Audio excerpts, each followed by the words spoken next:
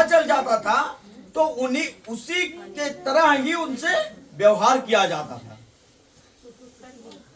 इसलिए हमारे मसीहा परम पूज्य बोधिसत्व बाबा साहब डॉक्टर भीमराव अंबेडकर जी ने बड़े ही कठिनाई से इस और संघर्ष करके इस आंदोलन को खड़ा किया कि इस देश में सभी को मान सम्मान और स्वाभिमान के साथ जीने का हक मिले, और उन्होंने करके दिखाया। ये करना क्यों पड़ा बाबा साहब डॉक्टर भीमराव अंबेडकर जी को, यह समझने की बात है। बाबा साहब डॉक्टर भीमराव अंबेडकर जी इतने पढ़े लिखे लोगों में से एक थे, इतने पढ़े लिखे और काबिल व्यक्ति थे, इतने विद्वान व्यक्ति थे, लेकिन एक जगह ये नौकरी कर रहे थे, और जब नौकरी कर रहे थे तो वहां का चपरासी जो है बाबा साहब डॉक्टर भीमराव अंबेडकर जी को फाइल जो है दूर से फेंकता था। अब बाबा साहब डॉक्टर भीमराव अंबेडकर जी को फाइल जब दूर से फेंकता था तो बाबा साहब डॉक्टर भीमराव अंबेडकर जी कहें कि जब मैं इतना पढ़ा लिखा व्यक्ति हूं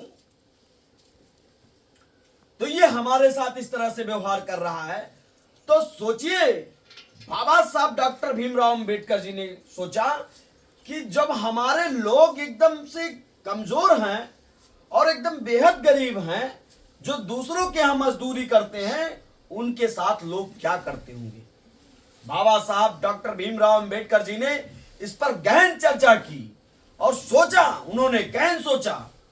तो बाबा साहब अंबेडकर ने 1917 में संकल्प लिया कि हम इस देश से छुआछूत, भेदभाव, ऊंच नीच को हम जड़ से खत्म कर देंगे। और उन्होंने संकल्प लिया, यदि मैं ऐसा नहीं कर सका तो अपने आप को गोली मार लूंगा। ये बाबा साहब डॉक्टर भीमराव अंबेडकर जी मात्र 27 साल की उम्र में ये संकल्प लेते हैं 1917 में कि यदि मैं ऐसा नहीं कर सका तो अपने आप को गोली मार लूंगा।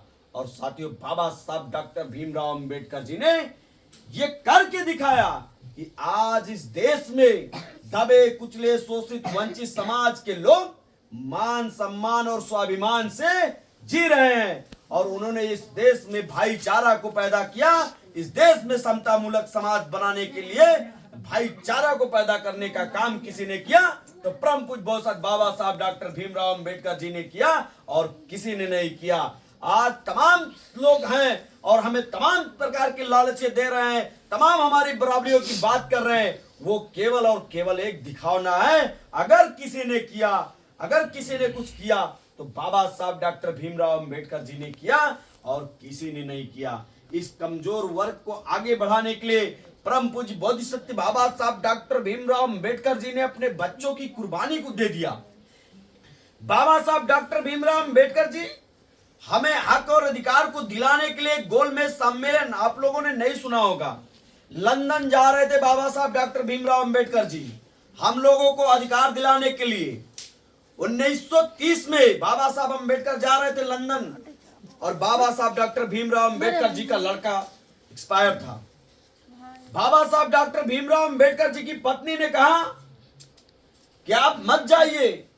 बाबा साहब अंबेडकर जी जवाब देते हैं कि आज मेरा एक बेटा गया है, यदि मैं वहां नहीं पहुंचा तो मेरे लाखों बेटों की जान जा सकती है। मैं लाखों बेटों के अधिकार को दिलाने के लिए लंदन जा रहा हूं गोलमेज सम्मेलन।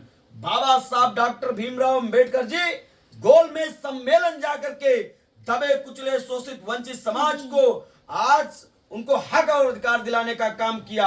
आज जो हम ये वोट दे रहे हैं ना, वोट, यदि आप अपने दिल पे हाथ रख के बताओ, यदि आपका वोट नहीं होता तो क्या कोई नेता आपके घर आता आपके घर?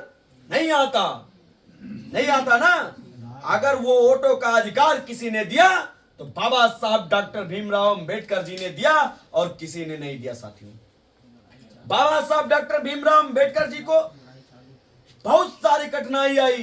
ये गांधी एंड कांग्रेस, ये जो कांग्रेस वाले हैं, ये बाबा साहब डॉक्टर भीमराव अंबेडकर जी को लंदन में रोका जाने के लिए, लंदन में इनकी बात को दबाने का काम किया।